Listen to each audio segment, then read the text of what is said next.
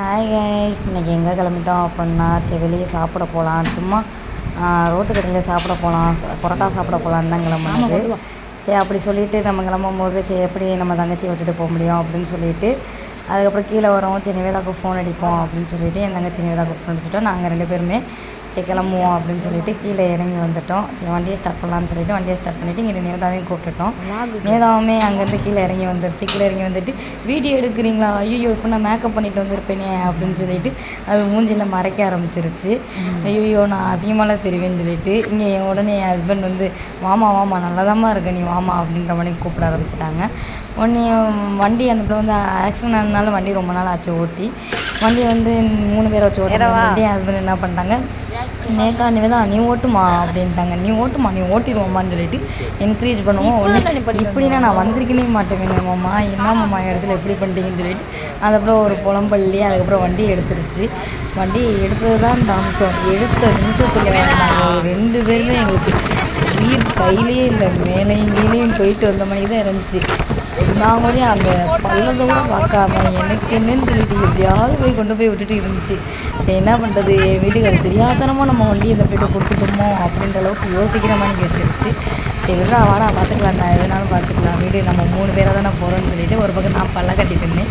நீ பல்ல கட்டு லாஸ்ட்டாக உட்காந்துக்கிறதுனால அப்படின்ற மாதிரி பேசிட்டு இதில் வீடியோ வேறு எடுக்கிறியா நீ அப்படின்னு சொல்லிட்டு அது ஒரு பக்கம் ஹாயின்னு கட்டிட்டு இருந்துச்சு. அதுக்கப்புறம் பரோட்டா சாப்பிட போகலான்னு சொல்லிட்டு போனோம். போகிற வழியிலே என்னோடய ஹஸ்பண்ட் என்ன பண்ணிட்டாங்க, இந்த கடையில் வந்து பொங்கல் நல்லாயிருக்கும், எனி டைமும் சூடாக இருக்கும் அப்படின்னு சொல்லிட்டாங்க. அது எங்கே அப்படின்னா இந்த காலவாசல் தாண்டி அந்த சைடு வந்து ஒரு ஜெயில் இருக்கும். அந்த ஜெயிலுக்கு ஆப்போசிட்டில் தான் அந்த கடை நேம் என்னன்னு சொல்லிட்டு நான் நோட் பண்ணலை. இங்கே நல்லா இருக்குன்னு சொன்னாங்க. உடனே வண்டியை நிப்பாட்டிட்டு ஆஹா பொங்கலா, அதுவும் நைட்டு நேரம் சூடாக வேறு இருக்குமா, பூரி பொங்கல் எல்லாமே சூடாக கிடைக்குன்னவும் பொங்கல் சரி ஓகே பொங்கலே சாப்பிட்லான்னு சொல்லிட்டு போயிட்டோம். இதில் வந்து நிவேதாவோட ரியாக்ஷன் மட்டும் பண்ணி பொங்கல்னு சொல்லிட்டு அதுக்கு முன்னாடி ஒரு மாதிரி பண்ணியிருக்கு. எனக்கு அதுவே காமெடியாக இருந்துச்சு. சரி பொங்கல் ஒரு வழியாக வச்சு கொடுத்துட்டாங்க. பார்த்தா நைட்டு நாங்கள் போனதே கிட்டத்தட்ட ஒரு 12 மணி ஒரு மணி இருக்குன்னு சொல்லிட்டு வச்சுக்கோங்களேன்.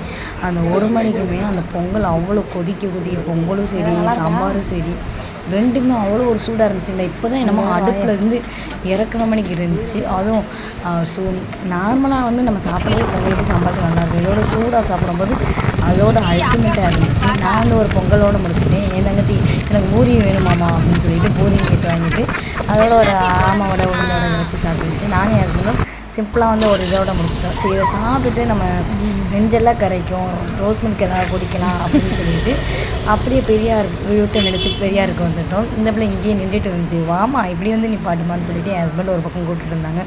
சரி மாமா நீங்கள் போய் வாங்கிட்டு வாங்க நான் நிற்கிறேன் அப்படின்னு சொல்லிட்டு சரி அவங்க மட்டும் தனியாக போவாங்கன்னு சொல்லிட்டு நானும் உள்ளே போயிட்டேன் ரோஸ் மில்க் குடிக்க.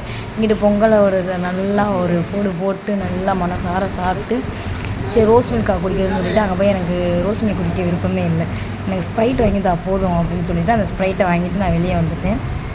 என் ஹஸ்பண்ட் வந்து எனக்கு பாதாம் பால் குடிக்கிற போல இருக்குது, நான் பாதாம் பால் வாங்கிக்கிறேன்னு சொல்லிட்டு அவங்க ஒரு பாதாம் பால் வாங்கிட்டாங்க. நான் வாங்கின ஸ்ப்ரைட்டை நான் நிவேதாட்ட கட்டிட்டு பார்த்தியா ஒரு ஸ்ப்ரைட்டை வாங்கி நானும் நிவேதாவும் ஆளுக்கு பாய் அப்படியே ஷேர் பண்ணிக்கிட்டோம். ஏன்னா அதுவே மீறி இருந்துச்சு.